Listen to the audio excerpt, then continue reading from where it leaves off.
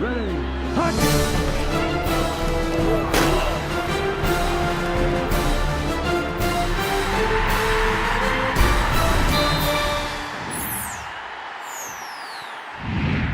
Thank you, Michael, and welcome everyone. Kind of going back through and reviewing last week's game with Texas, I was very proud of the players for their effort and toughness, and and how they played, how physical they played, and the attitude they took during the week to prepare themselves for an excellent game, and we really played an excellent game. I was defensively, when you keep them to 133 yards through 3 quarters and you score 3 touchdowns, you're doing a lot that's really pretty special defensively. Just the run defense was great. Tackling, the pressure we got on the quarterback was really exceptional, with 8 sacks and forced a couple of turnovers with fumbles and interceptions. Some guys there that played, of course, Frank Alexander was just huge. He had a career day with 3 sacks, 4 tackles for loss, a forced fumble that went for a touchdown, a recovered fumble, and a batted pass. Now that's a heck of a day. Ronell Lewis was also really strong with a couple of sacks and forced fumbles, and just played great. Jamel Fleming, DeMontre Hurst with touchdowns and tackling on the edge just really did a great job. Those 4 were our players of the game, and then virtually everybody else, played well. Offensively, I thought Landry Jones with 367 yards, 310 or 15 or so in the first half was exceptional once again, with 3 touchdowns and no interceptions. Just handling the offense with precision and timing, getting the ball out even when there were blitzes coming. Found the space, delivered a good ball, and Kenny Stills and Ryan Broyles also with huge games. And so those 3 guys were our players of the game offensively. I thought our line did a great job, especially in protection. Had only 1 sack on the entire day on 50 throws. And we ran the ball at times good. We had the 1 long run and had a few others, but we still have missed a few assignments. One play was called the wrong way. Didn't have a chance, but outside of that, a time or 2 we got hit in the backfield with, where we're just some of our technique we still feel we can improve on and will, but still was a excellent day. Michael Honeycutt, I thought, was really special again, kicking the football. You think about it, those first 2 drives, we end up not being able to put the ball in the end zone. And if you leave there without any points, it's really a win for them. They come out charged up and excited. But so when you come out and you get those 2 field goals, at least you're starting to put points on the board and build the lead. And those were big. And then all those extra points. So anyway, it was a solid day, and we still feel there's a lot we can improve on. As you look at it, though, we're still early in the season, and we're still building, and we're still, as I look at it, I look at the front 8, 9 guys, 10 guys that played up in our front 4. There's only 1 senior there, and that's Frank Alexander.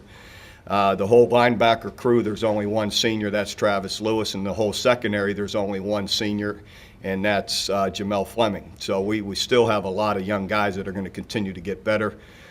Same thing offensively. I still feel there's a lot more there that we'll continue to build on. I thought we had a really good day yesterday starting that, and so I think we'll just hopefully continue to get better, which brings us to Kansas here this week. Going up there to Lawrence, a team that obviously a week ago at Oklahoma State, who's playing great, didn't have a very good game, but when you look at them at home, they have, I'm sure they're a team that, as some teams are that way, that they're much better at home than they are on the road.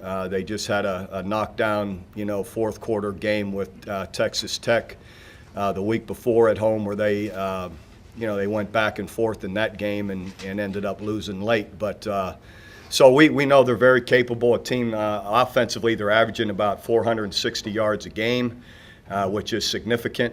Jordan Webb, their quarterback's completing almost 70% of his passes. So they've really done well offensively. I know they've had some struggles defensively. So anyway, I think our whole focus is going to be on what can we keep doing to polish ourselves up, what we need to keep doing better, and really focus on what we got to do to keep making improvement on our own team. Brent Musburger was critical of you keeping defensive starters in late in the game. I don't know anything about that, but at the end of the day, we rotated 8, 9 guys through the whole front, the whole game, and then I know late Jaden Bird was in there. We subbed the way we're able to, and some guys are playing multiple positions. It's not the easiest thing to do sometimes to just wholesale change, and so we're in good shape going into Kansas. I'm not real concerned about what he thinks we ought to do or not, in all respect to him, but we are playing Texas, so. You probably should have gotten the ball to the tight end a little bit more. Not like we were playing the Little Sisters of the Poor, right?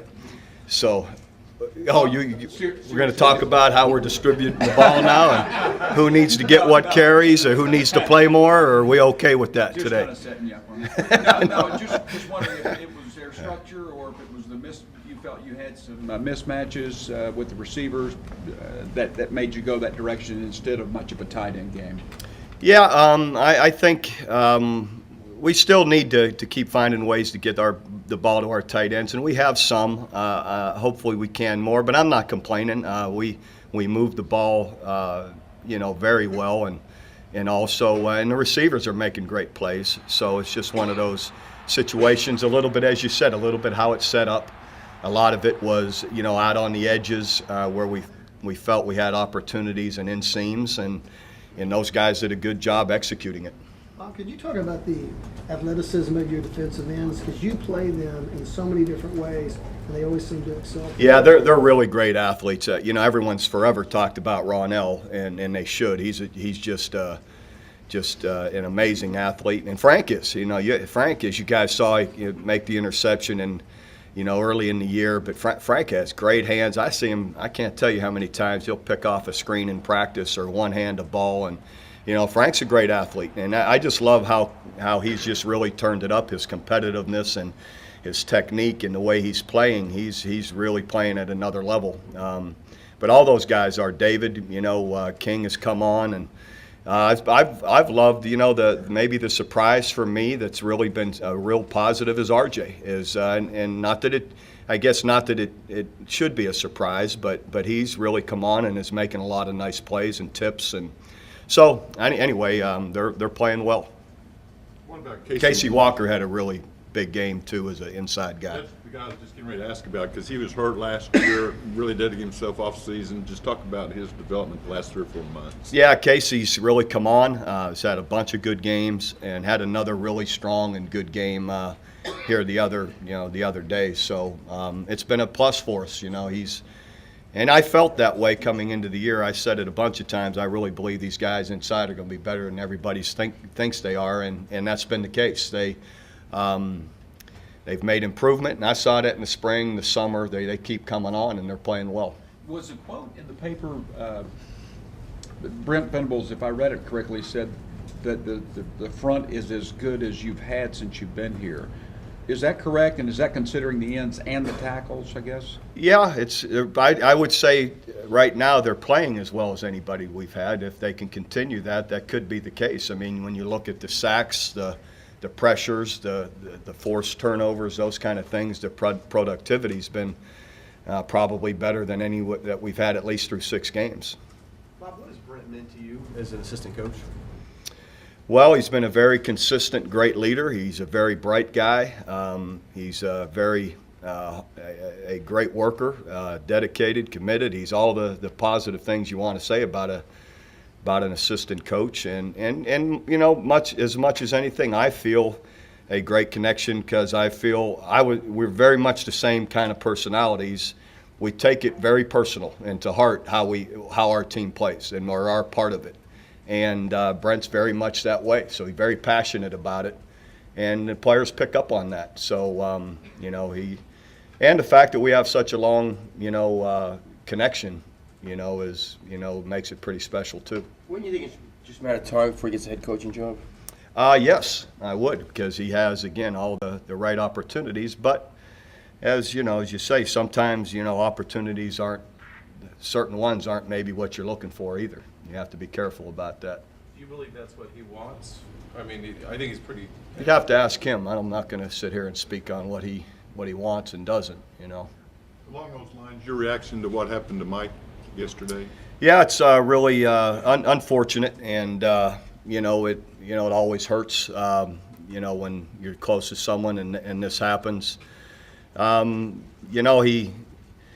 It just kind of hit a perfect storm. He had a bunch of injuries early, actually before the season started. So kind of playing shorthanded, and then you play, I don't know what it was, 3 of the first 4 games, I think, were top 10 teams between Oregon, Stanford, Oklahoma State. And so you kind of get beat up some more, or you get demoralized, and it's just kind of hard to recover. He had some success there for the last few years, and went 8 wins, I think 6 or 7, and then, just weren't able to capitalize on it. And again, sometimes with circumstances as they are, it's not it's hard to do. And so it's unfortunate, but I know he gave it his heart and soul, that's for sure, and that's all you can do. If you had an opening, would you want to bring him back? Sure. I mean, if I got enough money to, he's going to have a lot of opportunities. I know that. So.